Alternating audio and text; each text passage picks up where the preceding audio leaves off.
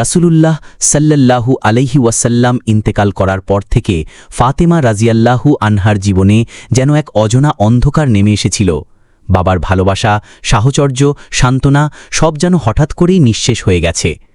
তার স্বামী আলী রাজিয়াল্লাহু সবসময় সান্ত্বনা দেওয়ার চেষ্টা করতেন, কিন্তু ফাতেমা রাজিয়াল্লাহুর চোখে এক গভীর শূন্যতা, যা শুধুমাত্র একটি মেয়েই অনুভব করতে পারে যে তার প্রিয় বাবাকে হারিয়েছে।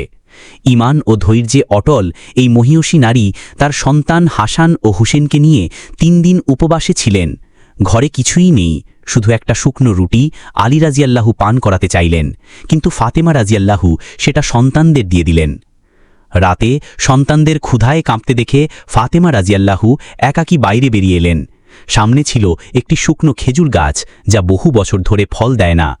গাছের নিচে বসে তিনি কাঁদতে লাগলেন।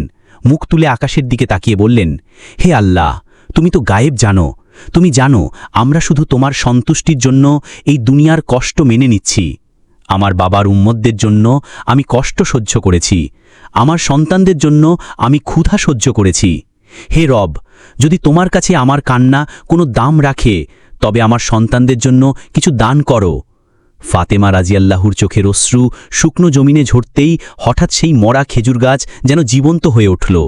কাণ্ডে কাণ্ডে খেজুর ধরে গেল, রসালো, পাকা, সুবাসিত। পাখিরা গান গাইতে লাগল, হাওয়া বইতে লাগল এক শান্তির সুবাস নিয়ে। তিনি ফলগুলো কুড়িয়ে ঘরে নিয়ে গেলেন।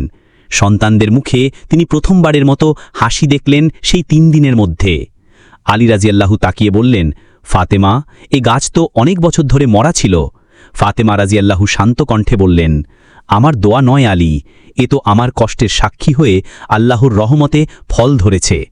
মা ফাতেমা রাজিয়াল্লাহুর জীবনে ছিল কষ্ট, ধৈর্য আর ত্যাগের মহিমা।